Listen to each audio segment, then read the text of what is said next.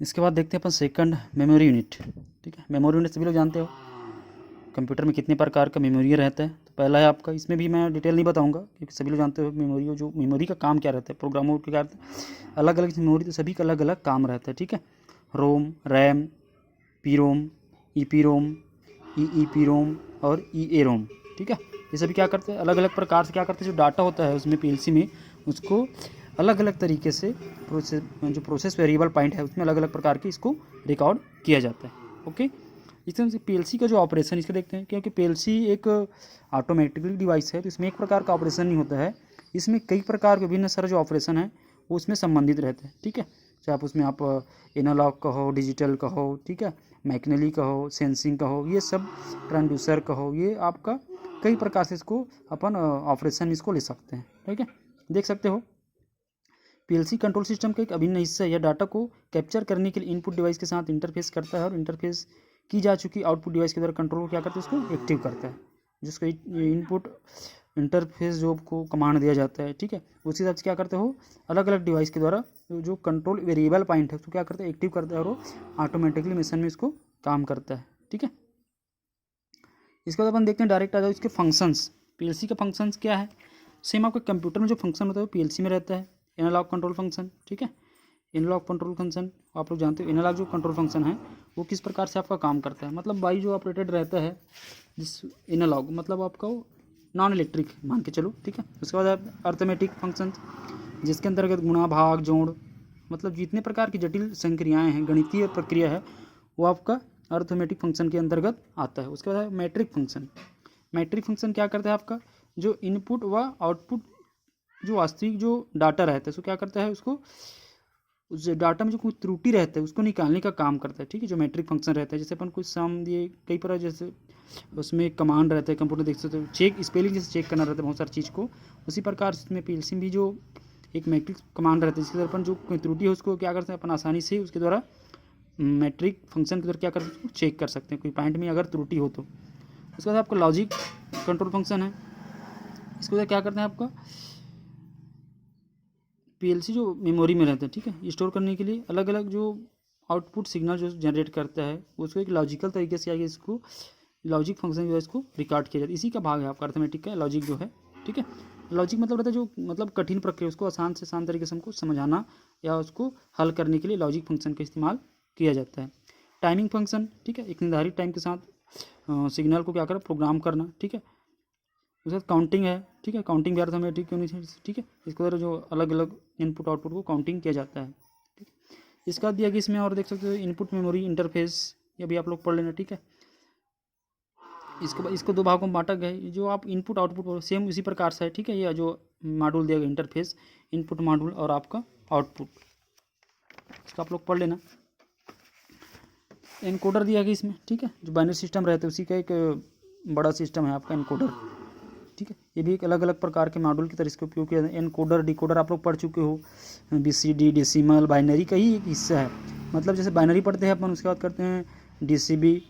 ठीक है, उसके बाद रहता है आपका और बड़ा जो बाइनरी का जो बड़ा रूप है, ठीक है, उसको मतलब जोड़ के इसको बनाया जाता है। ठीक है, बड़ा बड़ा सिस्टम में मापन के लिए, उसको ट्रैक करने के टूल पीस, बहुत सारा जो सिस्टम है उस तक पहुँचाने के लिए, फीडबैक हमको अच्छी तरह से मिले इसके लिए इनकोडर का इस्तेमाल किया जाता है, मतलब एक इनपुट की तरह इसका उपयोग किया जाता है। ठीक है, इसमें दो तीन प्रकार के दिए गए, इंक्रीमेंट इनकोडर, एब्सोल्यूट इनकोडर। ठीक है, ये इसको अलग अलग इसकी क्षमतापूर्वक इसको काम कर सके इसके लिए इसका इस्तेमाल किया जाता है।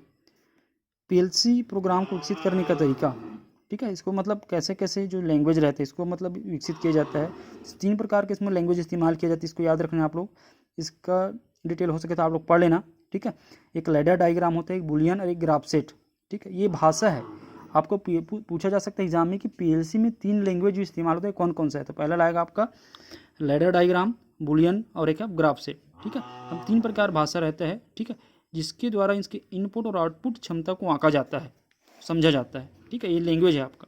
ठीक है, पीएलसी का लैंग्वेज, ठीक है, इसको आप लोग डिटेल पढ़ लेना क्या क्या है। ठीक है, इसका डाटा लागर इसमें, ठीक है, डाटा लागर में देख सकते हो। ठीक है, डाटा लेकर क्या है, रीडिंग, ठीक है, एक रीडिंग मशीन है जो क्या करते हैं ऑटोमेटिकली जो डाटा तो क्या करते हैं उसको रिकॉर्डिंग करते हैं, चाहे इन स्कैन करके स्टोर करके या ग्राफिक मत जैसे आप रिकॉर्डर पढ़े हो, ग्राफिक रिकॉर्डर, चार्ट रिकॉर्डर, ठीक है, वो विभिन्न प्रकार के रिकॉर्डर से, चाहे डिजिटल रिकॉर्डर, तो सभी का मिश्रण को क्या बोला जाता है आपका डाटा लॉगर बोला जाता है। वो स्टोर करके रखते हो इसमें, चाहे आपका एनालॉग हो, ग्राफ में हो, पेपर में हो, इंक में हो, स्कैन के माध्यम से हो, ठीक है, चाहे आपका मेमोरेबल यूनिट हो, ठीक है, इसके जरिए क्या करता है उसको रिकॉर्ड या उसको कैप्चर करके रखता है, ठीक है।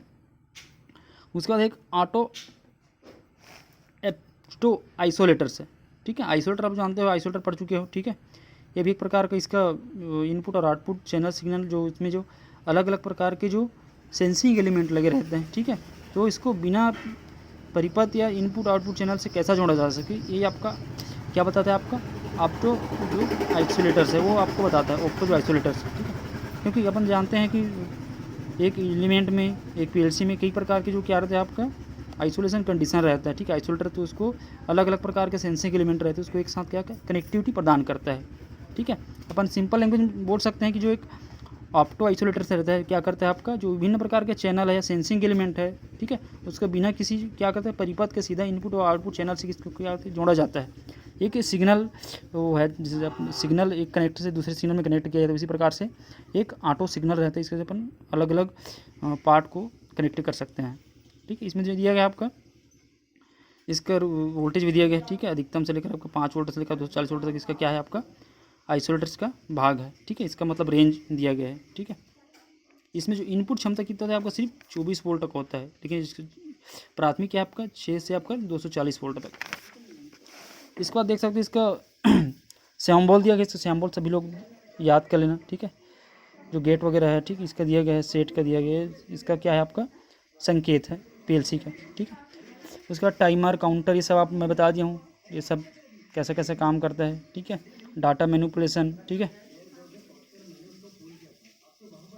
डाटा मैनिपुलेशन क्या करता है जो अलग अलग उसमें फंक्शन है आपका अर्थमेटिक, लॉजिक, काउंटिंग, ठीक है, इसको क्या करते हैं उसको कंप्यूटर पर एक साथ क्या करते देखने के लिए एक साथ आपको देखना है तो उस पर उसके जो इंस्ट्रक्शन हम दिए रहते हैं उनको एक साथ राइट करने के लिए इसका इस्तेमाल किया जाता है, ठीक है। और कुछ नहीं इसमें देख सकते हो इसका संकेत है। ये आपका ये यूनिट यहाँ पास ख़त्म हो रहा है, ठीक है। इसके बाद अपन चाहेंगे कि इसका मैं MCQs अपलोड करूँ सिर्फ पीएलसी बस का, ठीक है। तो आप लोग पढ़ें, अच्छे से तैयारी करें। इसके बाद मैं आपको सिर्फ पीएलसी का चुनिंदा जो आपको MCQs अपलोड करूँगा उसको आप लोग हो सकते नोट डाउन कर लेंगे, अलग अलग तरीके से नोट डाउन करके उसको रखेंगे। मैं इसमें आंसर नहीं दूंगा, आप लोग आंसर उसको बना के फिलअप करके मेरे को देंगे, उसको कॉपी में नोट डाउन करेंगे, ठीक है। तो आज के लिए इतना ही, धन्यवाद।